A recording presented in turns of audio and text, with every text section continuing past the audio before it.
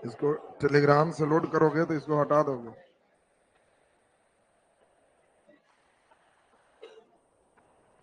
तो हटा के रखना तो सही है।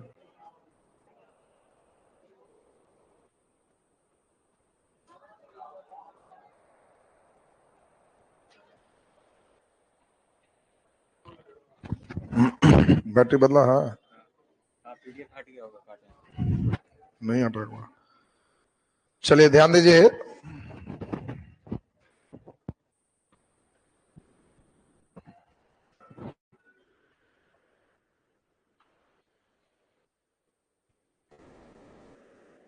चलिए ध्यान दें, आज का क्लास बहुत ही इंपॉर्टेंट है। अब पूरा बढ़िया से सुनेंगे। हम लोग पिछले क्लास में 10th क्लास का हिस्ट्री शुरू किए थे, यूरोप में राष्ट्रवाद का उदय, और इसी में हम लोग देखे थे क्रांतियों का युग। इसमें क्रांति दो आपको समझाए थे, एक 1830 की क्रांति और दूसरा नंबर 1848 की क्रांति। जहां तक पढ़ चुके थे तेजी में हम लोग चले। आप पिछले क्लास में जो पढ़े थे उसको तेजी में सुने। हम लोग सुने थे कि पहले फ्रांस में राजतंत्र था, लेकिन फ्रांस में एक क्रांति होती है 1789 में, और लोगों का प्रयास होता है कि राजतंत्र रहे लेकिन ये संवैधानिक हो। संवैधानिक हो मतलब एक संसद हो, प्रधानमंत्री हो, जो ही पास करे राजा दस्तखत करे। इसके पहले राजतंत्र कैसा है? निरंकुश राजशाही। राजा की जो मर्जी आएगी वही नियम है। आपको याद है लुई 14वां, मैं ही राज्य हूं, मेरा हर बात कानून है, याद है सबको। अब इसी में 89 में क्रांति हुई, और जब क्रांति हुई तो इस समय यही सिस्टम हुआ। जो स्टेट जनरल थे उसको नेशनल असेंबली बनाया गया, और उसी के द्वारा राजा सीधे सीधे सिस्टम से चल रहे थे। धीरे धीरे ये क्रांतिकारी में ही रॉबस्पियर वगैरह आतंक का राज लाए, और उनका मानना था कि नहीं, राजतंत्र नहीं हो, गणतंत्र हो।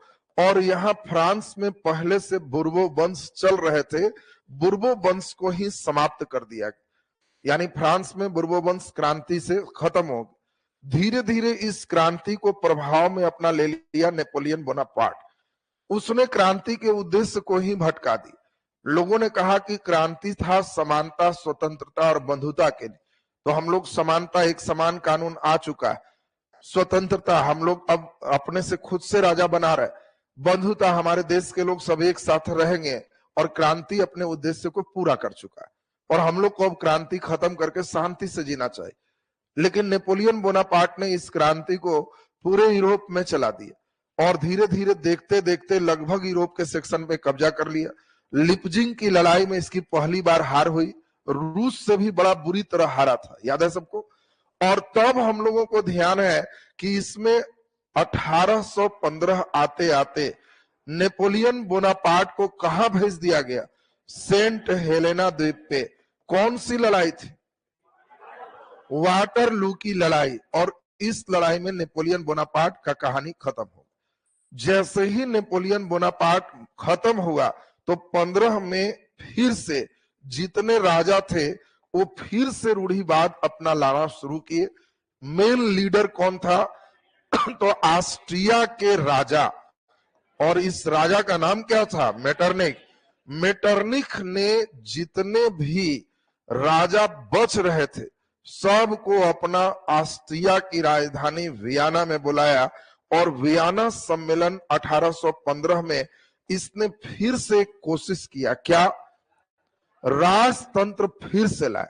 नेपोलियन ने जितनी व्यवस्थाओं को स्थापित किया खत्म कर दे, और पुरानी पद्धति लाए, ये रूढ़िवादिता है। और फ्रांस में फिर से बुर्बो वंश आ गया, और इस बुर्बो वंश में लुई 16वां के बाद 17वां राजा नहीं बनता है, लुई 18वां शासक बनता है। याद है सबको? क्या लुई 18वां प्रतिक्रियावादी शासक है? नहीं, शांत राजा है। उसने जनता के हंगामा को देखा। तुम किसी नटखट बच्चे के हंगामा को देख चुके हो तो तुम उसका सामान खींचने में थोड़ा संकोच करो। जो नहीं देखा है वो खींच लेगा। अब वो देख लिया कि जैसे खींचा तो इतना छटपटा के वो हल्ला कर रहा है कि फिर देने के बाद भी 20 मिनट हल्ला करता है। तो तुम दोबारा खींचेगा? कहेगा नहीं, सबके सामने हमको एकदम तबाह कर देगा, इसलिए छोड़ दो। वही चीज यहाँ है, 17वां नहीं बना, 18वां बन, और 18वां जान रहा था कि जनता कितनी उदंड, और इसीलिए 18वां ने विशेषाधिकार कानून नहीं लाया, एक समान नागरिक संहिता रहने दी, और लोगों को भी लगा कि तब ऐसा में बुर्बो वंश से कोई दिक्कत नहीं। और इसीलिए आपसे क्वेश्चन आएगा कि बताओ वियना सम्मेलन के बाद फ्रांस में किसकी पुनर्स्थापना हुई? बुर्बो वंश का। राजा कौन बना? लुई 18वां। इसी प्रकार से फ्रांस भी ज्यादा डेवलप न करे, ऑस्ट्रिया दिमाग लगाया, फ्रांस के बगल में ही ऑस्ट्रिया था, तो फ्रांस के ऊपर कुछ कुछ टापू थे, नीदरलैंड, बेल्जियम, तो चांस था कि आगे फ्रांस इस पर कब्जा कर लेगा। तो इसीलिए इसने क्या किया, ऑस्ट्रिया कहा कि यहां नीदरलैंड के भी एक राजा रहेंगे और बेल्जियम उसके अधीन होगा, नीदरलैंड को स्वतंत्र देश घोषित किया। तो इससे फायदा हो गया कि फ्रांस आगे ताकत नहीं बढ़ाएगा, शांति में रहे। इटली की बात हम लोग देखे थे, तो इटली में आपको कंडीशन याद है कि इसमें बड़ा विचित्र स्थिति थी, राजा को बस इतना ही दिया, इतना दूर पकड़ लिया खुद ऑस्ट्रिया जो बगल में था, और नीचे में बुर्बो वंश को ही कहा कि आप पकड़ लीजिए। ये बेचारा का हालत खराब। इस समय जर्मनी में हिटलर ने 29 राज्य को एक साथ मिला करके राइन राज्य संघ की स्थापना किया। अब 39 राज्य एक साथ मिला के राइन राज्य संघ बनाया। क्वेश्चन आएगा, जर्मन में राइन राज्य संघ की स्थापना किसने किया? Napoleon Bonaparte. उसको बरकरार रखा गया कि सही है, वो बढ़िया है, रहेगा 39 एक साथ, अलग इसके भी राजा होंगे। और अब मेटरनिक का एक ही ध्यान था कि जो लोग स्वतंत्रता और मुक्ति का विचार लिख रहा है उसको मुक्त कर दिया जाए। कोई लेखक स्वतंत्रता की बात नहीं करे, मुक्ति की बात नहीं करे, कोई बंधुता की बात नहीं करे, पुराना व्यवस्था रहे। अगर कोई लेखक इस सब किताबों में लिखता है, नाटक लिख रहा है, कुछ पेपर निकल रहा है, तो उस पर सेंसरशिप होगा पूरे यूरोप में। कोई भी अखबार निकालना है तो पहले लिख के दो, उसमें लाइन जगह लगेगा कि सब बात है तो लाइन कट हो जाएगा। ये सब बात जनता तक नहीं जाना चाहिए। तो देखिए, मेटरनिक तो अपना जानता पूरे प्रयास किए, लेकिन इसी बीच हम लोगों ने देखा कि 1830 में बुर्बो वंश के शासक बन गए चार्ल्स दशम। याद आ रहा है? चार्ल्स दशम ने पोलिग्ने को अपना प्रधानमंत्री बनाया, और यही था 25 जुलाई 1830। चार्ल्स दशम कहा, राजा का मतलब प्रजा डेरा है, हमको विशेष फैसिलिटी, तुमको घर में मालिक बनाया जाए। तो तुम दो तरह की विचार है, एक है जैसे सब रह रहा है वैसे रहेंगे, और एक है कि हम मालिक हैं तो थोड़ा वीआईपी रहेंगे, हमसे लोग डरे कि मालिक आ रहे हैं। तो अगर सब सामान्य रहोगे तो मलकई ज्यादा दिन चले, टाइट वाला चलोगे तो चार्ल्स दशम वही है कि हम राजा है, लोग डरे। और इसीलिए उसने 25 जुलाई 1830 को 4 अध्यादेश पारित किया और एक समान नागरिक संहिता को खत्म करके फिर से विशेषाधिकार की घोषणा कर दिया। और ये घोषणा होते ही फ्रांस के पेरिस के सड़कों पर फिर जनता इस प्रकार से घेर ली कि इनको समझ में आ गया कि कैसे लुई 16वां को पकड़ के मारा होगा। और इसीलिए चार्ल्स दशम और पोलिग्ने इंग्लैंड भाग गए, और ये जुलाई की क्रांति कहलाती है। इस क्रांति का परिणाम क्या हुआ? फ्रांस से बुर्बो वंश समाप्त हो गए। बड़ा अच्छा क्वेश्चन है, किस क्रांति से बुर्बो वंश का समाप्ति हुई? तो जुलाई 1830 की क्रांति से बुर्बो वंश खत्म हो। लेकिन ये कतई नहीं समझना कि बुर्बो खत्म तो राजतंत्र खत्म। नागरिक बदले में बुर्बो के जगह आर्ली हेंस वंश को चुना, और आर्ली हेंस वंश के नया राजा बने लुई फिलिप। नया राजा का नाम क्या है? Louis Philippe. और लुई फिलिप ने गीजो को अपना प्रधानमंत्री बनाया। लुई फिलिप का प्रधानमंत्री कौन है? गीजो। ये लोग अब विशेषाधिकार कानून हटा दिए, एक समान कानून ला दिए, सब ठीक से चल रहा था 1830 से। लेकिन 18 साल तक ये लोग कुछ नहीं किए। जब 18 वर्षों तक गरीबों पर ध्यान नहीं दिए, तो यही 25 फरवरी 1848 पेरिस में एक गरीबों का नेता था थियर्स, और थियर्स के नेतृत्व में भोज का आयोजन था। और आपको याद है कि पब्लिक अपने चंदे से भोज कर रही थी। लेकिन ये डर से भोज के चूल्हा उल्हा तोड़ दिए, तो यहाँ पर इतनी भीड़ फिर लग गई कि लुई फिलिप और गीजो को भी इंग्लैंड भागना पड़ गया। पिछले दिन हम लोग इनको भी इंग्लैंड भगा दिए। और 1848 की क्रांति इतना इंपॉर्टेंट रहा कि फ्रांस में हमेशा के लिए राजतंत्र खत्म हो गया। अब देखो क्वेश्चन देगा, फ्रांस में हमेशा के लिए राजतंत्र खत्म की बात करेगा तो 48 की बात हो। उस समय ध्यान रखना कि अब यहां से राजतंत्र खत्म होके स्थापना किस चीज का हो गया, गणतंत्र का, और नेशनल असेंबली के हेड अब चुने जाएंगे। 21 वर्ष से अधिक उम्र के जो भी थे, महिला के पुरुष की दोनों, तो नालायक सिर्फ पुरुष।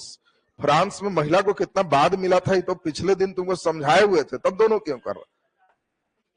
फ्रांस में महिलाओं को मताधिकार कब मिला?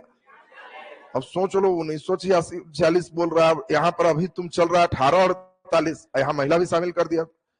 अभी महिलाओं को नेपोलियन ने भी समझाया था कि ईश्वर ने ही दोनों को अलग बनाया है, आप लोग पुरुषों की बराबरी ना सोचें। और ये नेपोलियन बोनापार्ट का स्टेटमेंट। जी तो ऐसे कर रहा कि सही बोला था, कस के जी बोलता।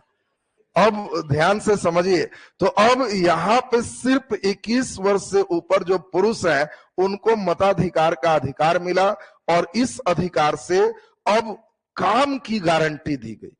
हुआ कि फ्रांस में अब राष्ट्रीय कारखाना होगा, सरकारी, और उसमें सबको काम की गारंटी मिलेगी। और इसी में नया हेड बन के गणतंत्र में आए, और उस फ्रांस के राजा का नाम था नेपोलियन तृतीय। बोनापार्ट नहीं था, वो पहले ही खत्म। याद है ना सबको? यहां तक पिछला दिन सुने थे। इस समय एक सबसे इंपॉर्टेंट बात हम लोग सुने थे कि 1815 से 1848 मेटरनिख भी इस समय डर से इंग्लैंड भाग गया, और यहां मेटरनिख युग की समाप्ति हो गई। पिछले दिन यहां तक का क्लास हो चुका था, याद है सबको? अब आज का क्लास चले, इतना दूर हम लोग सीखे हुए थे। आज सबसे इंपॉर्टेंट है इटली का एकीकरण। एकीकरण किसी भी परीक्षा में, दरोगा का परीक्षा है, टीचर वाला है, गारंटेड क्वेश्चन है। इस रह सकता है नहीं, अवश्य रहेगा। शब्द बड़ा टाइट, और इसीलिए इस शब्द पर ध्यान दो, इस कहानी पर अब ध्यान दोगे तो क्वेश्चन रहेगा। इस बार सोचो ना, एक्साइज दरोगा में भी हुआ तो यहां से क्वेश्चन डाल दिया। तो इटली एकीकरण का मात इससे क्वेश्चन है। अरे 12 क्वेश्चन अलग, हम इटली बोल रहे हैं, तुम 12 का कर रहा है। तो इटली एकीकरण से उसमें भी क्वेश्चन। तो ये एक बहुत इंपॉर्टेंट टॉपिक सुन रहे हो। ज्यादा इंपॉर्टेंट होने के कारण इसमें अभी पीडीएफ हम यूज नहीं करेंगे, क्योंकि पीडीएफ का मतलब थोड़ा फास्ट हो जाता है। तो जहां रहता है कि एकदम तेज, हमारे दिमाग में अभी खत्म नहीं है, हमारे दिमाग में है समझाना, इसीलिए एकदम आराम से चल रहा है। खत्म वाला कई लड़का है जल्दी जल्दी सर, जल्दी जल्दी सर, तो फिर वो एनसीईआरटी बैच अगला वाला ज्वाइन करना पड़ेगा। इसीलिए एकदम इत्मीनान से आराम से चलो, जहां इंपॉर्टेंट है एकदम तुम ही मान के चलो कि जो हमें पढ़ा रहे हैं उनके पास इतनी बुद्धि है कब खत्म होना चाहिए, कैसे होना चाहिए। तुम चुपचाप एकदम स्टैंडिंग मोड, सिटिंग मोड पे रहोगे, स्टीयरिंग मोड पे नहीं, और तब आनंद फिर अच्छा है। अब इसमें जरा ध्यान से सुनेंगे। हम लोग को अभी जस्ट पढ़ना है इटली का एकीकरण, इटली का एकीकरण, और ध्यान से सुनना, एक इंपॉर्टेंट सेक्शन है, और उम्मीद करेंगे कि हर बच्चे अच्छा समझेगा इसमें। देखो, इटली का जो आकार है ये बहुत ही बढ़िया वीआईपी जूता के समान है। ये देखो इटली का ही आकार है, ये फर्स्ट क्लास जूता जो देख रहे हो, ये जूता के समान ये इटली है। अब ध्यान दीजिए, इटली है। अब इटली में किस तरह की स्थिति है उसको समझिए। इस इटली पर जब नेपोलियन बोनापार्ट कब्जा किया तो इसको 3 भाग में बांटा, लेकिन धीरे धीरे जब वियना सम्मेलन हुआ, मतलब कब, 1815, तो 1815 में, अब सोचो कि इसी इटली का हालत खराब है, इसको 7 भाग में बांट दिया गया, 7 पार्ट बांटा गया वियना सम्मेलन से। अब 7 पार्ट कौन है वो समझिए। जो इटली के मेन राजा थे उनका नाम था चार्ल्स एल्बर्ट। चार्ल्स एल्बर्ट ये मेन राजा है। इन्हीं का दावा था कि पूरा इटली मेरा है, लेकिन इनको सिर्फ इस हिस्से का हेड बनाया गया, शांति से रहो, बस उतना ही दिया गया। ये बेचारे मुंह ताक रहे हैं कि बाकी तो बगल में ही ऑस्ट्रिया था, तो कहा कि हम नहीं लेंगे, इतना खर्चा किए हैं लड़ाई में, इसलिए इधर हम है। सबसे इंपॉर्टेंट इसका उपजाऊ मैदान था लोम्बार्डी का मैदान, आज भी है। पूछेगा कि इटली में धान का कटोरा, तो लोम्बार्डी का मैदान, लोम्बार्डी इसका राज्य, उस पर कब्जा ऑस्ट्रिया कर लिया। सबसे इंपॉर्टेंट एक बात समझनी है, इटली में ही पूरे वर्ल्ड के ईसाई के सबसे हेड पोप रहते थे, यहां पोप का कब्जा था। वेटिकन सिटी नहीं, ये पूरे क्षेत्र रोम जो कह सकते हो, अभी रोम है इनका मेन सेंटर। तो रोम का मेन सेंटर पोप के कब्जे में था। पोप का मतलब है कि उस जमाने में इनका इतना हाई लेवल था कि अभी कहते थे भगवान के सबसे करीब हम हैं। थोड़ी सी बात यहाँ धार्मिक हल्का समझना पड़ेगा, तब जाकर के धीरे धीरे गहराई से समझोगे, क्योंकि हम प्रयास कर रहे हैं कि पूरी बात तुम कैसे समझ पाओ। धीरे धीरे जस्ट लाइक एकदम एक सिनेमा का सीन हो जाए, जबरदस्त इंटरेस्टेड बनना चाहिए। तो जरा ध्यान से सुनिए, अब आपको थोड़ा इंटरेस्ट में ले जाए। ईसाई धर्म आज भी वर्ल्ड में सबसे ज्यादा जनसंख्या ईसाई धर्म का। ईसाई धर्म का पूजा का स्थल है चर्च। चर्च के हेड होते हैं पादरी, और सभी वर्ल्ड के पादरियों का हेड होते हैं पोप, और पोप यही रहते थे। ये जो कहेंगे, ये कहते थे कि भगवान के हम करीब हैं, और मानो तक भगवान को कोई बात कहना है तो हमें बोलेंगे, हम आपको बोलेंगे, और इसीलिए आप चुपचाप उसे मानिएगा कि हम भगवान की बात बोल रहे हैं, दिमाग लगाने ही नहीं। ये माफी प्रमाण पत्र भी बनाते थे, जैसे अभी जाति प्रमाण पत्र बनते, उसी तरह माफी प्रमाण पत्र। तुम कभी कोई चोरी किया, कभी कोई छिनतई किया, गलती किया, अब बुढ़ापा में पछतावा हो रहा है कि नरक जाए, तो तुम एक एप्लीकेशन लिखो, सेवा में भगवान गॉड द्वारा पोप, और नीचे लिखो कि फलाने उम्र में हमने वहां से 10,000 चुरा लिए थे, अब हमें पछतावा हो रहा, इसीलिए उस 10,000 को सूद सहित आपको हम लौटा रहे हैं, ताकि ईश्वर की सेवा में पैसा लग जाए और हमें माफ कर दीजिए। तो वो एप्लीकेशन पैसा पोप के पास जाएगा, पोप उस पर दस्तखत करेंगे और एक सर्टिफिकेट बनाएंगे कि इन्होंने अपनी गलती स्वीकार की है, इन्हें माफ किया जाता है, और पोप तकिया के नीचे लेके सुतो, माफी प्रमाण पत्र है, ऊपर जाओगे तो चोरी का पाप कैंसिल, स्वर्ग जाओ। क्यों? भगवान के सबसे करीब व्यक्ति उस सर्टिफिकेट दे रहे। बात समझ लो। तो इस लाइन से तुम समझ गया होगा कितना हाई पावर में रहते हो। ये जो बोले वही मानना। ईश्वर के सबसे करीबी कहते थे कि पृथ्वी स्थिर है और सूर्य घूमता है, लोग यही पढ़ते थे। इतने टाइट थे कि इस समय मजाल नहीं है कि कोई व्यक्ति बोले हम खोजे, सब ईश्वर करवाते हैं। ईश्वर सब कुछ है। तुमको अगर रास्ते में कुछ गिरा भी तो कहो ईश्वर ने मेरे लिए दिया है, ये नहीं कहो कि हाँ हमको मिला, तुम कुछ नहीं हो, ईश्वर सब चीज कर। कोई कह दे उस जमाने में कि कलम हम लाए हैं तो उसकी पिटाई होगी। बोलो ईश्वर ने मेरे द्वारा भिजवाया है, मेरा कोई इसमें रोल नहीं, सब ईश्वर। अब देखिए ये चीज जो देख रहे हो एकदम इतने टाइट है, और वर्ल्ड के हेड गुरु, तो ये अलग डिजाइन में सोच रहे हैं कि इतना हाई लेवल के हम गुरु हैं, तो ये पूरा इटली मेरा होना चाहिए, ताकि कोई आए तो कहे कि इतना बड़ा गुरु जी है तो पूरा कब्जा रखे। तो ये अलग टावर धरे हुए। चार्ल्स सेल्वर्ट कह रहा है राजा हम हैं, पूरा मेरा हो जाइए, वो पोप क्यों यहाँ रह रहा है, हमारा जतरा खराब कर रहा, ये दूसरे जगह जाए कहीं। इधर ऑस्ट्रिया कब्जा इतना करके सोच रहा है इतने, थोड़ा और रहता तो अच्छा होता, और नीचे बुर्बो वंश को दे दिया है, तो वो कह रहा है कि खाली कोना दे दिया है, थोड़ा और रहता तो बढ़िया था।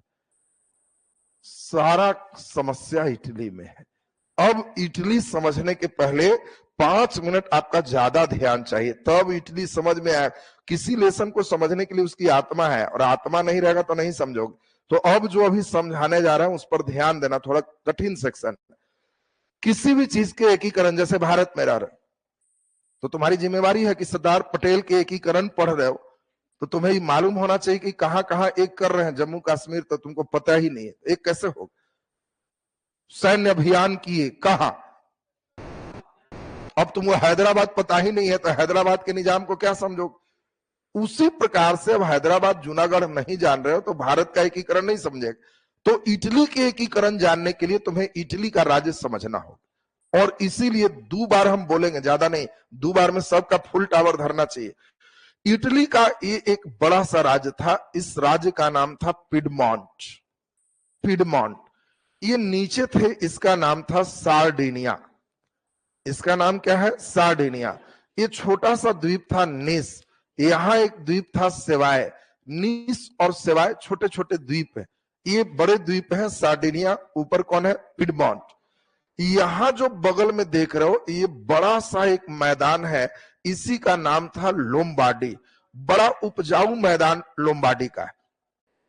यहाँ पे हम लोग फिर धीरे धीरे भूगोल आएगा तो रिवर वगैरह पढ़ोगे, लोम्बार्डी मैदान में कौन सी रिवर चलती, तो वर्ल्ड का संदर्भ भी अच्छा जाएगा।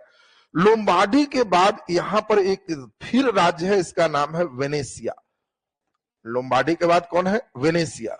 यहां पर एक है, इसका नाम है परमा। परमा। फिर यहां पर है, इसका नाम है मोडेना। मोडेना। फिर यहां पर है, इसका नाम है टस्करी। परमा, मोडेना, टस्करी। ये जो देख रहे हो ये पूरा इतना दूर ये पोप का कब्जा है, यहां पोप है। ये जो नीचे देख रहे हो यही नीचे सिसिली है। अब देखो भूगोल पढ़ोगे तो वहां होगा सिसिली में ज्वालामुखी है, तो कई लड़का को यही पता नहीं रहता है कि सिसिली कहां, अब इटली में कहा, तो तुमको धीरे धीरे सब भूगोल भी एकदम क्लियर होगा कि सिसिली बोलेंगे तो कहेगा वो द्वीप है, जैसे हम लोग का अंडमान निकोबार है। अब इस सिसिली के बाद यह है नेपल्स, और यही इन दोनों को सिसिली एक साथ मिलाने का काम नेपोलियन बोनापार्ट को। अब यहां सबसे इंपॉर्टेंट रोल क्या है? पोप केवल एक देश के हैं कि वर्ल्ड के? वर्ल्ड के ईसाइयों का ही हेड गुरु, तो इसकी जिम्मेवारी थी कि पूरे वर्ल्ड के ईसाई को आशीर्वाद दे। और इस समय वर्ल्ड का सबसे ताकतवर देश कौन है? फ्रांस। फ्रांस से ताकतवर कोई नहीं। वर्ल्ड, फ्रांस को सर्दी लगती थी तो यूरोप छींकता है, मेटरनिक स्वयं कह रहा, वो जान रहा है कि फ्रांस सबसे मजबूत है, और इसीलिए पोप के बॉडीगार्ड्स, सुरक्षा की जानकारी फ्रांस को दी गई कि आप इसको सेफ्टी में रखिए, क्योंकि पूरे वर्ल्ड की विरासत है, कोई इसको मार देगा तो कितना वर्ल्ड में ईसाई धर्म का नामसी हो। तो फ्रांस कहा कि हम हैं, मेरा सेना यहां तैनात रहेगा, पोप को सुरक्षा हम देंगे। अब ई लीजिए फ्रांस यहां। और अब कहानी का प्रसंग आने के पहले मैं चाहता हूं कि पहले नाम आपको एकदम टन टन याद होना चाहिए। किसी को बुलाएंगे तो नाम जब तक नहीं है तो तुम एकीकरण क्या समझो? दिक्कत यही है कि कई लड़का चाहता है कि सब खूब बढ़िया समझ में आए, लेकिन ये नहीं चाहता है कि उसका एक राज्य पिडमोंट याद हो। एनसीईआरटी जब तक ये नहीं जान रहे हो पढ़ोगे तो उनमें तो इटली का एकीकरण इतना निरस दिया है कि नींद के अलावा कोई उपाय ही नहीं। अभी तुम इटली एकीकरण पढ़ के देखना, एनसीईआरटी पढ़ ही नहीं पाओगे। 2 लाइन पढ़ोगे, सिसिली को ऐसे किया, नेपल्स को यहाँ किया, पिडमोंट ऐसे बंद करो, क्या क्या है, बहुत टेंशन।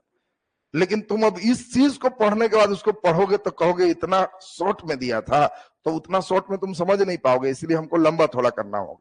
तो पहले राज्य को ठीक करें, इसका नाम क्या है? पिडमॉन्ट। नीचे Sardinia, Piedmont Sardinia, Piedmont Sardinia.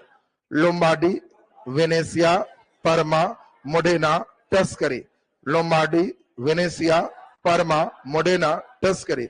Lombardy, Venetia, Parma, Modena, Tuscany. इधर कौन है? पोप। ये नेपल्स और ये सिसिली।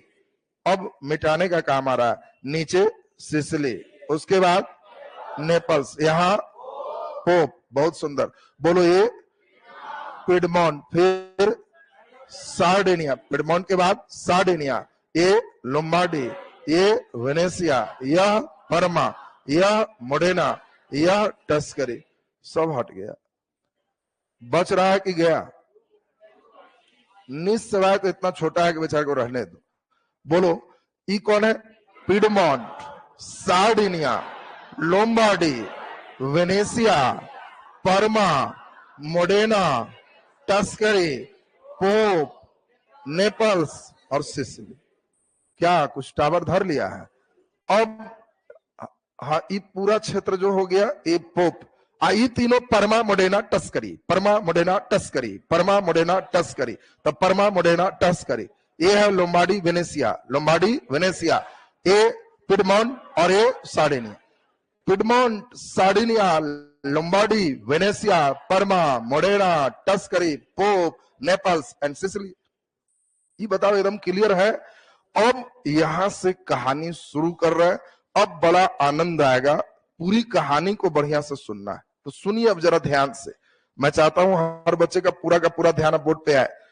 जब मेटरनिख अपने यहां सम्मेलन बुलाया, वियना सम्मेलन, तो मेटरनिख ने क्या किया, यहां के जो राजा थे चार्ल्स एल्बर्ट, वो बेचारे कह रहे थे कि राजतंत्र आप जिंदा कर रहे हैं तो हमें दे दीजिए इटली। मेटरनिख कहा कि कैसे दे दे, नेपोलियन तो सबको खींच रहा था, तुम पर भी आधा कब्जा रखा था, 3 क्षेत्र में बांटा था, हटाने वाला हम है, तो इसीलिए तुमको छोटा हिस्सा मिलेगा।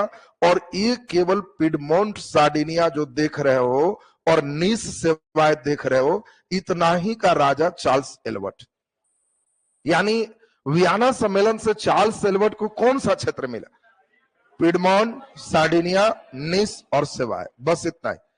बगल में ही देश ऑस्ट्रिया था, ऑस्ट्रिया जस्ट बगल में, इसीलिए ऑस्ट्रिया कहा कि लोम्बार्डी वेनेसिया मेरा। लोम्बार्डी वेनेसिया को पकड़ लिया और अपने ही हैवस वर्ग के 3 अलग अलग युवराज को, किसी को परमा दे दिया, किसी को मोडेना दे दिया और किसी को टस्करी दे दी। यहां 3 अलग अलग वंश के राजा। तो ये बताओ, 3 भाग यहां और 1 भाग यहां, कितना हुआ? 4, 1 भाग यह 5, पोप 6, और इस दोनों को बुर्बो वंश को दे दिया कि आप ये दोनों क्षेत्र चलाइए। और यही कितने भाग में बांटा? 7 भाग। तो सबसे पहले तो ये समझना है, क्या तुम इस 7 समझा कि नहीं? फिर से एक बार लास्ट समझोगे। राजा कहां है? पिडमोंट सार्डिनिया में, पिडमोंट सार्डिनिया। ऑस्ट्रिया का मेन कब्जा लोम्बार्डी वेनेसिया में, और ऑस्ट्रिया के ही हैवस वर्ग के 3 युवराजों को परमा, मोडेना, टस्करी में अलग अलग दिया गया। तो 3 पार्ट यहां, 1 पार्ट यहां, 4 मेन राजा यहां, तो 5। पोप पहले से चल रहे थे, इनको कोई छेड़छाड़ नहीं किया, क्योंकि इसके सुरक्षा में कौन है? फ्रांस। तो ये एकदम चुपचाप, इसको कोई छेड़छाड़ नहीं किया, क्योंकि धर्म के गुरु है। और निचला क्षेत्र जो है, इसको बुर्बो वंश को दे दिया गया कि फ्रांस भी खुश रहे। अब ये बताओ, इस 7 भाग तो क्लियर हो गया। यही आपको समझाए थे कि जिसका जूता था उसको खाली फीता थमा दिया गया, सोल किसी का, अखोल किसी का। बचपन में खेल खेला था, किसी का कॉपी लेके किसी को दे दी, और जिसको दिए उससे वो मांग रहा है कि लाओ, तुम्ही से लिए थे, हम जिससे लिए उससे मांग। ऐसा वाला देखा है खेल? अब वो उससे मांग रहा है, वो कहेगा कि हमारे पास है, उसके पास है। वही बेचारा इसकी समस्या। यानी क्या चाह के भी चार्ल्स एल्बर्ट इटली को एक कर सकता है? नहीं। ऑस्ट्रिया एक मजबूत देश है, उसका प्रभाव, मेटरनिख का इस समय पावर चल रहा है। अब यहां से कहानी को शुरू कर रहे हैं, ध्यान से समझो। अब किसी ने इस 7 भाग को एक करने का नहीं सोचा था, कोई नहीं सोचा था। पहला एक व्यक्ति है जिसका नाम है मेजनी। अब देखो, धीरे धीरे क्वेश्चन शुरू होते जाएगा, ध्यान से सुनना। मेजनी पहला व्यक्ति, यद्यपि मेजनी का जन्म यहां नहीं है, वो 1809 में स्विट्जरलैंड में जन्म लिया है, लेकिन रहना सहना उसका यहां था। और मेजनी का मानना था कि प्रकृति का सबसे मूलभूत चीज व्यक्ति को जो मिलता है, राष्ट्र मिलता है। और इसीलिए राष्ट्र को व्यक्ति हमेशा एक करके रखना चाहिए। जहां खास भाषा के लोग हैं, खास संस्कृति के लोग हैं, वो एक साथ रहे।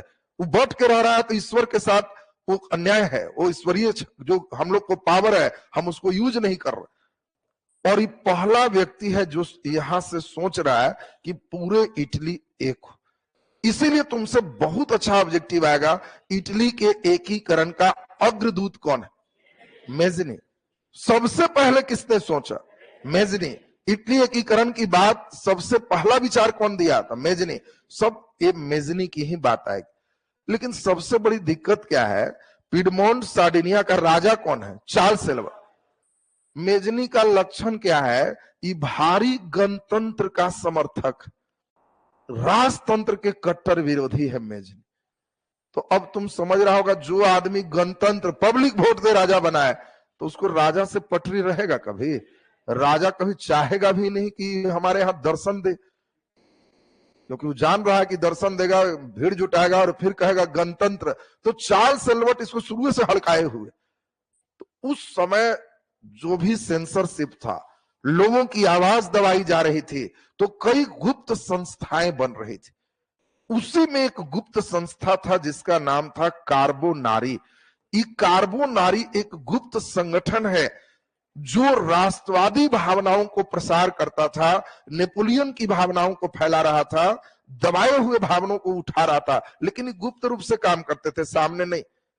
गुप्त का मतलब डायरेक्ट बैनर पोस्टर नहीं है, अंदर अंदर ही कई संगठन हुए, अचानक हमला किए, निकले। और इसी में मेजनी सदस्यता ले लिया कि हम भी मेंबर, और कई व्यक्तियों का टीम जुटा के अचानक हमला किया कि हमला करके इटली को एक कर देना है, फिर राजा को हटा देना है, गणतंत्र स्थापित करे। लेकिन इसके कई व्यक्ति बेचारे के मारे गए, और जब मारे गए तो अभी हार गया, तो यहां भी राजा से इसका 36 का आंकड़ा है, इटली छोड़ के भाग गए। और इटली छोड़ के भागा तो 1830 में एक क्रांति हुई, जो अभी पढ़ा था, जुलाई की क्रांति, फ्रांस में हुआ। और फ्रांस में सर्दी लगने से यूरोप छींकता था, मेजनी भी छींक रहा है। यह फ्रांस में देखो बुर्बोबंद समाप्त हो गया, फिर हम लोग एक हो। और 1831 में इतना फुल चार्ज हुआ कि इसने यंग इटली पार्टी की स्थापना की। जवान लोग इटली का एक हो, इटली को एक करना। फिर देखा खाली इटली से नहीं होगा, तो 1833 में यंग यूरोप पार्टी की स्थापना किया। कहा, इटली में रह के कि बाहर? बाहर बाहर भागा हुआ है, यहां नहीं है, ये तो डर से निकल ही लिया। और 1848 में यंग यूरोप बनाया कि इटली जैसा जो देश है, जर्मन है और देश है, उन लोग का अगर विचार हमसे मैच करता है तो इसका मेंबर बनो, और सब मिलके हम लोग प्रयास करें।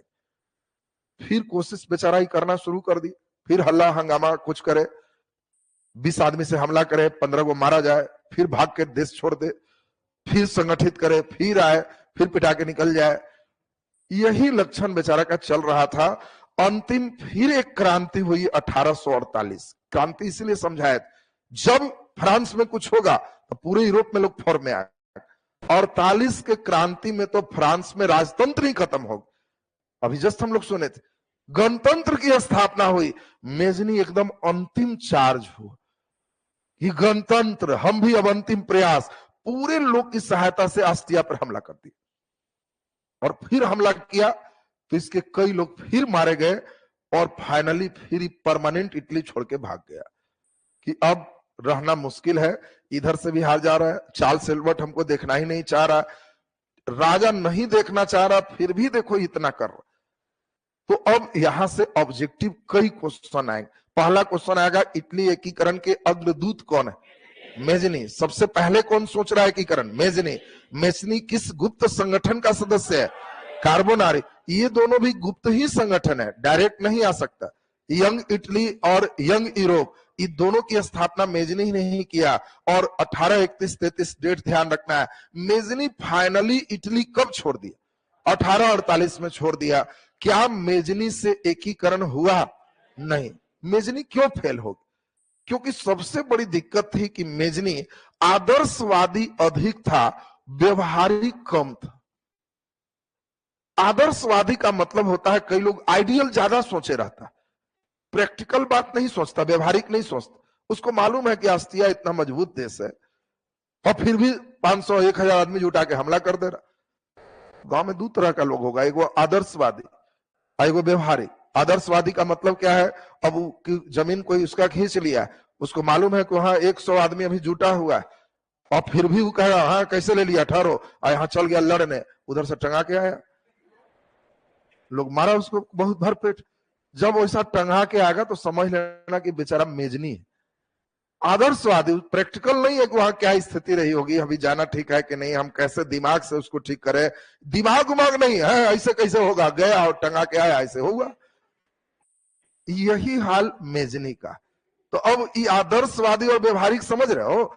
व्यवहारिक का मतलब है कि सोचो वहां अभी सिचुएशन क्या है, हमसे ज्यादा मजबूत स्थिति है, अभी समय है, भले मेरी छीन लिया संपत्ति, अभी शांति। दिमाग लगाएंगे कैसे ठीक होगा, बाद में कुछ कूटनीति से करेंगे तो ये व्यवहारिक बात। लेकिन मेजनी तो बेचारा जाए टंगा टंगा के आए, फिर भागे, फिर किसी दिन गया फिर टंगा के आया। तुम्हारे गांव में भी कई मेजनी ऐसा हो जो आदर्शवादी ज्यादा है, टंगा टंगा के आता है, व्यवहारिक नहीं, उससे काम पूरा नहीं हो पाता। और मेजनी की समस्या आप समझ गए। अब मेन यहां से टर्निंग आते हैं। अब देखो धीरे धीरे बड़ा इंटरेस्टेड मोड पे ही आते चला जाएगा। अब हम लोग ये तो समझ गए कि बगल में कौन बैठा हुआ है, आस्तिया। जब तक अब ये भी फिर पूछेगा, बड़ा अच्छा क्वेश्चन है, मेजनी समर्थक था संवैधानिक राजतंत्र का, निरंकुश राजतंत्र का, इसमें संवैधानिक गणतंत्र का क्या होगा? मेजनी किसका समर्थक है? तो संवैधानिक गणतंत्र माने राष्ट्राध्यक्ष चुनाए और एक संविधान के द्वारा चले तो उसको संवैधानिक गणतंत्र कहें। तो ये भी एक अच्छा प्रश्न है। क्या वो राजा को चाहता है? नहीं। अब यहां 48 के बाद एकीकरण कुछ नहीं हो रहा है, लेकिन उसी बीच 1852 की कहानी। 1852 में चार्ल्स एल्वर्ट की मृत्यु हो जाती और इसी के जगह नए राजा बनते हैं विक्टर इमैनुअल।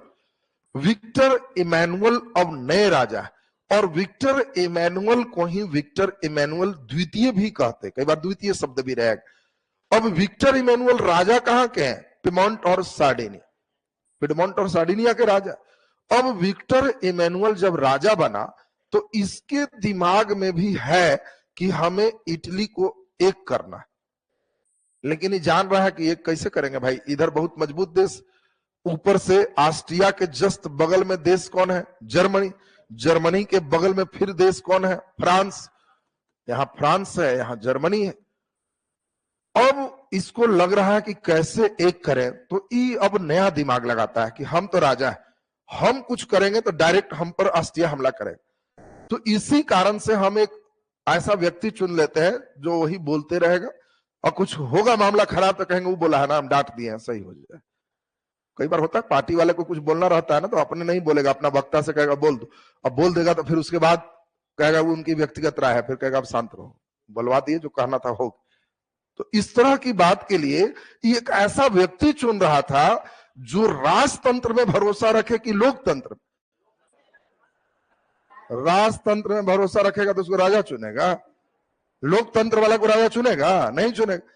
इसीलिए ये एक ऐसा व्यक्ति चुन रहा था जो संवैधानिक राजतंत्र में भरोसा रखे, जिसको विश्वास हो कि राजा रहे लेकिन संविधान के अनुसार चले। और ऐसा एक बहुत बड़े चेहरा उस समय के थे, मेन नेता, जो कहते थे कि राजा सबसे अच्छी बात है, संविधान के अनुसार चलना चाहिए। उस व्यक्ति का नाम था काउंट काबूर।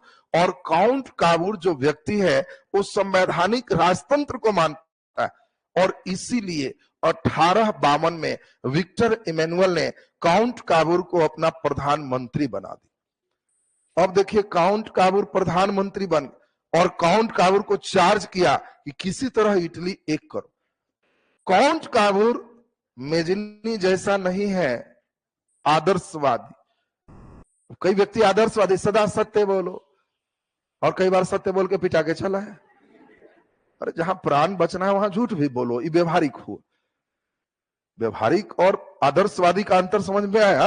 अब कोई आदमी ट्रक से धक्का मार दिया और मालूम चला ड्राइवर उधर छिप गया, अब वो कहा कि भाई बचा लीजिए प्राण, ठीक है। कोई भीड़ आया, इधर छिपा है तो हाँ अभी उधर गया, और उधर धराया तो सब कहा कि काहे धरवा दिए। मैं हमेशा सच्चे बोलता हूँ। वो बेचारा पिटा के उसका मर्डर हो गया, मार दिया लोग, तो वैसा सत्य नहीं बोलना है, उसमें झूठ भी बोलो, ये व्यवहारिक बात। और सत्य बोलने वाला, खाली सत्य हम बोलते हैं, ये आदर्शवादी, उमेजनी। अब ये देखिए अभी जिनसे भेंट कर रहे हो काउंट काबूर, बहुत ही खाली व्यवहारिक ही नहीं है, ये आदर्शवादी है ही नहीं, ये व्यवहारिक भी पूरे है और बहुत बड़ा कूटनीतिज्ञ है। कूटनीतिज्ञ माने छल बल कल सबसे भरा, कैसे ठीक होगा ये पूरे कूटनीति भी जानते हैं काउंट काबूर। और इसीलिए काउंट काबूर को जब ड्यूटी मिली कि एक किया जाए, तो काउंट काबूर समझ रहा था कि हमारी हैसियत से ऊपर का चीज, अगर हम हमला करेंगे तो ऑस्ट्रिया हो सकता है पिडमोंट भी खींच ले। अभी तो थोड़ा सा छोड़े हुए, हमला किए तो उधर भी हमको खींच लेगा तो ये भी खत्म हो जाएगा। तो काउंट काबूर अब सोच रहा है कि इटली के एकीकरण के लिए हम दूसरे मजबूत देश की सहायता लें, और इस समय सबसे मजबूत देश कौन है? फ्रांस। तो ये कह रहा है कि अगर किसी तरह फ्रांस से दोस्ती हो जाए तो मजा आ जाए, और हम अपने नहीं वही लोग को लड़वा देंगे तो मामला ठीक हो जाए। ये कूटनीति हो रहा। लेकिन कोई मजबूत आदमी दोस्ती क्यों करेगा इससे? ये तो बहुत। अब मान लो किसी का, देखो दो बात है, अब बात समझ में आएगी। मान लो किसी व्यक्ति का अचानक उसके माता पिता की मृत्यु हो गई और दो भाई है, दोनों छोटे थे, तब तक उसके 50 बीघे जमीन पर उसके गोतिया ने कब्जा कर लिया। क्यों? बच्चे छोटे थे। जब ये बड़ा हुआ तो बेचारा देखा कागज सब मेरे पास है, कब्जा उधर है। अब इसमें एक भाई मेजनी है, हमेशा गोतिया यहां जाए, हल्ला हंगामा करे, पिटा पिटा के हॉस्पिटल जाए। क्यों ले लिया? कागज मेरे साथ है, खूब भर पेट पीट दे, हॉस्पिटलाइज हो जाए, मेजनी वाला हो गया। अब इसी में एक काउंट काबूर है, कूटनीतिज्ञ। वो अब सोच रहा है कि गोतिया कब्जा किया है, कैसे ठीक होगा। तो देख रहा है कि जाएंगे तो फिर पिटा जाएंगे, इसलिए इससे बड़ा आदमी गांव में कौन है, उसके यहां उठकी बैठकी शुरू हो जाए। अगर उसके यहां दोस्ती हो जाएगी तब इससे हाई पावर है तो हमारा काम आसान होगा। लेकिन क्या इससे बड़ा आदमी है तो इसको बैठाएगा नहीं। अभी उसके लिए कुछ दिमाग लगाता है, कूटनीति करता है। ये क्या किया? देखा कि इनके घर में इनकी बेटी की शादी, बारात आई हुई, न्योता भी नहीं है क्योंकि बहुत गरीब, इसको न्योता भी नहीं, फिर भी बिना न्योता के पहुंचा हुआ है, बिना न्योता पहुंचा हुआ है। खाने के लिए नहीं, चलाने के लिए, सेवा के लिए हमेशा तत्पर है, खिला रहा है, इधर कर रहा है, उधर कर रहा है, मेहनत कर रहा है। भीड़ घटा, धीरे धीरे रात के 12 बज रहा है फिर भी घट रहा है, 1 बजा, भीड़ कम भी हुआ फिर भी मेहनत कर रहा है। तभी आदमी बुलाता है, इधर आओ, बहुत मेहनत कर रहे हो, कहाँ घर है? वहां। तो जी हम चले आए सर, न्योता नहीं भी था, देखे गांव की इज्जत है, खूब अभी सर हम रहेंगे, एकदम रात दिन हम मेहनत करेंगे। गुड, बहुत बढ़िया। रात भर खूब मेहनत एक दिन कर दिया। तो अगला दिन अभी जब जाएगा तो उसको बैठाया जाएगा कि बैठो, बहुत किया है ये लड़का। अभी बैठ गया।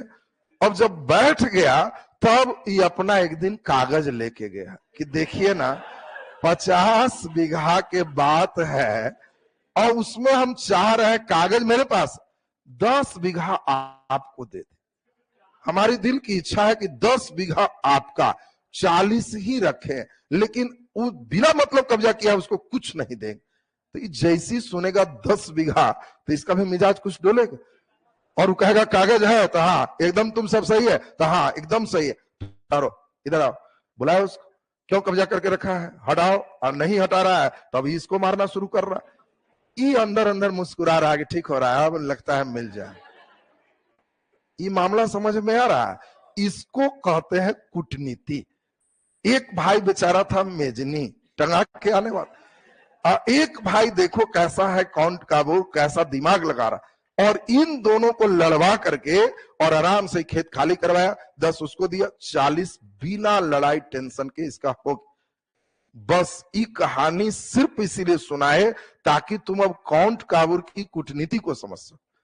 ये जब तक नहीं समझता तो काउंट काबूर नहीं समझ में आता। अब देखो मजेदार बात शुरू हो रहा है। काउंट काबूर को लग रहा है कि आस्ट्रिया से हाई पावर कौन है? फ्रांस। किसी तरह फ्रांस से दोस्ती हो जाए तब मामला सही हो जाए। 52 में हेड बना, इंतजार कर रहा है कैसे दोस्ती हो। बेचारा कुछ भी प्रयास कर रहा है, चिट्ठी भी भेज रहा है तो उधर से कोई रिप्लाई नहीं। इतना बड़ा है, उसको कौन रिप्लाई करेगा? लेकिन बड़ा इनका जतरा बढ़िया रहा। 1853-54 में ही एक लड़ाई हो गई, क्रीमिया का युद्ध। इस लड़ाई का नाम क्या है? क्रीमिया के युद्ध। बढ़िया से समझना, क्रीमिया के युद्ध में था क्या, वो बेसिक बात समझा दे।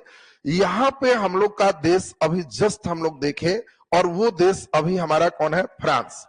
यहीं पर आस्ट्रिया के बाद एक देश है तुर्की, मुस्लिम कंट्री है तुर्की।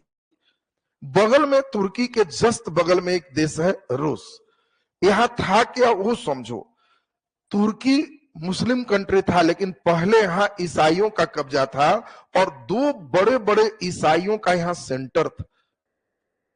और ये बड़े बड़े ईसाई सेंटर में एक कैथोलिक ईसाई थे और एक प्रोटेस्टेंट थे। 2 तरह की वेराइटी थी। तो प्रोटेस्टेंट वाले जो चर्च का हेड था उसको रूस को ही दे दिया हैंडओवर कि अपना सेना रखिए, अपना समझिए। और ये जो कैथोलिक वाला था उसको हैंडओवर फ्रांस को दे दिया कि आप समझिए। फ्रांस तो तुम देख रहा है कि अपना सेना पोप तक रखा, तो वर्ल्ड के जितने ईसाई का हेरिटेज था ये बचाता था, यहां कब्जा रखा। दोनों अच्छा चल रहे थे, लेकिन उसी बीच फ्रांस में 1789 में क्रांति हो गई। और जब क्रांति हो गई तो राजा डिसीजन लिया कि इस सब सेना उना पहले यहां लाओ, अभी देश जरूरी है, चर्च नहीं। और इसीलिए अपना सेना को यहां लेके चलाया। जब सेना यहां लेके ही चलाया 1789 में, तो तुर्की रूस को चिट्ठी भेजा कि फ्रांस इंटरेस्टेड नहीं है, आप अभी तत्काल दोनों को देख लीजिए। तो रूस कहा कि गुड, अपना सेना उसमें भी भेज दिया, दोनों देखना शुरू कर दी। अब दोनों रूस देख रहा है। अब यहां पे जैसे ही नेपोलियन बोनापार्ट हेड बने 1848 क्रांति के बाद, तो नेपोलियन बोनापार्ट जब सब चीज 50 होते होते सही की, तब उनको लोग चिट्ठी दिखाया कि जी तुर्की में एक पूरे हेड चर्च का हम ही लोग सेना रखते थे। नेपोलियन बोनापार्ट कहा कि सब धरो, विश्व में जहां जहां भी ईसाई धर्म है हम लोग कब्जा रखेंगे, क्योंकि उसी से हम लोग का लगेगा कि बड़ा यही है। और इसीलिए नेपोलियन बोनापार्ट यहां सेना भेज दिया। सेना भेज दिया तो रूस फॉर्म में आ गया कि गया, छोड़ा क्या था, तुम छोड़ दिया इसीलिए गया। अब यहां पे फ्रांस तुर्की को कह रहा है कि बोलो तो गलती किसका है, किसका गलती? तो तुर्की कहा कि नहीं, गलती तो इन्हीं का, ये वाला आप ही का था, हमारे यहां हम देखे हो। तो रूस कहा कि मेरा गलती है, ठहरो, ये तुर्की पर हमला कर दिया। मेरा गलती बोल रहा है तुम, कमजोर पर तो लोग हमला कर देते। अब बताओ, इसके लिए जब ही हमला किया है तो क्या फ्रांस इससे नहीं भिड़ जाएगा? वो फ्रांस सेना लेके यहां चल दिया। और यही लड़ाई का नाम है क्रीमिया का। अब तो क्रीमिया की लड़ाई समझ में आया। अब क्रीमिया की लड़ाई फ्रांस वर्सेस रूस है, इंग्लैंड भी इसी के साथ है कि ठीक कह रहे हो, आपका पक्ष बन रहा। अब इस लड़ाई में ये पक्का था कि फ्रांस जीतेगा। लेकिन जैसे ही लड़ाई 53 में शुरू हुआ, वैसे ही काउंट काबूर 50,000 सेना बिना मांगे हथियार के साथ चिट्ठी देके नेपोलियन बोनापार्ट के पास भेज दिया। नेपोलियन थर्ड के पास, बोनापार्ट नहीं, नेपोलियन थर्ड के पास चिट्ठी देके भेज दिया कि आप मुझे नहीं जानते न पहचानते, लेकिन मैं आपका परम मित्र हूं, और मित्र की पहचान संकट में होती। आप अभी युद्ध में हैं, तो आप बिना आपके मांगे मैं 50,000 सेना और हथियार भेज रहा हूं, जरूरत होगा तो और भेजेंगे हम आपके साथ। नेपोलियन तृतीय कहा, गुड, देखो इसको मित्र कहते, जो संकट में काम। अब बताओ, तुम कहीं जा रहे हो और 10 आदमी लड़ना शुरू कर दिया, घेर रहा है, उस बीच में कोई आया कहे कि आप हमको नहीं चिंते हैं लेकिन हम आपका मित्र हैं, हटो सब, कोई नहीं छुएगा, दोस्ती तो बड़ा गहरी हो जाएगी। और यही काम देखो काउंट काबूर किया, और काउंट काबूर यहां से फ्रांस के सेना को सहयोग दिया। और फ्रांस का नेपोलियन तृतीय जब क्रीमिया की लड़ाई जीता, स्पेशल निमंत्रण दिया नेपोलियन तृतीय ने काउंट काबूर को।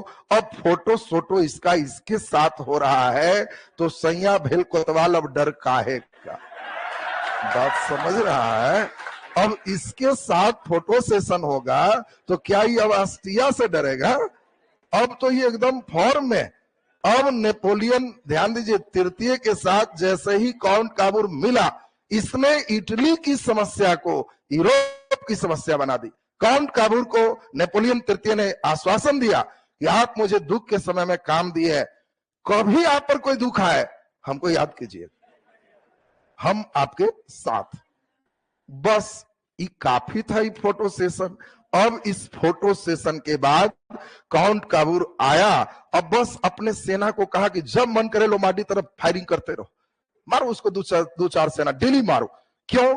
ये हम पर हमला करे, जैसे हमला करेगा फ्रांस को कहेंगे देखिए देखिए हमको भी मार रहा है, तो बाकी हो जाए। अब देखो क्रीमिया का युद्ध इसके लिए कितना वरदान होगी। परीक्षा में क्वेश्चन जानते हो कैसे आए? क्वेश्चन देगा, इटली के एकीकरण का फूल किस कीचड़ में फूला? अरे युद्ध कीचड़े ना है। तो अब एक बार का क्वेश्चन था, क्रीमिया के कीचड़ में ही किसका एकीकरण का फूल खिला?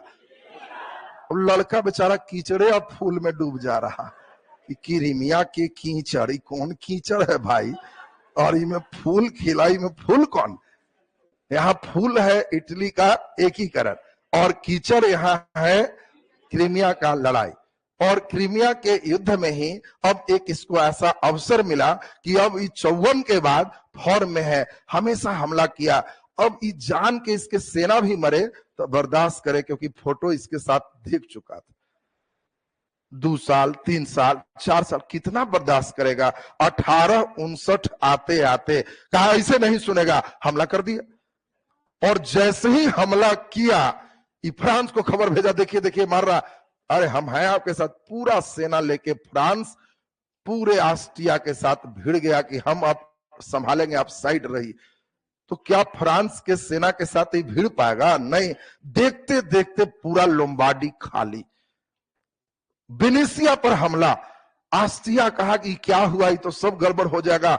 जाके फ्रांस के यहां बैठकी किया कि जी हम लोग दोनों में क्या दिक्कत है, उसके फेर में का है, हम आपके भी आदमी हैं, मौका लगेगा आपको साथ देंगे। वो जान रहा था कि मेरा तो सब खींच देगा, और इसीलिए इसको ही मनवा लिया कि जो हुआ सो हुआ, जहां तक है वहां छोड़, एकदम खत्म नहीं हो। और इसके लिए नेपोलियन तृतीय भी कहा कि ठीक है समझा देंगे, कोई बात।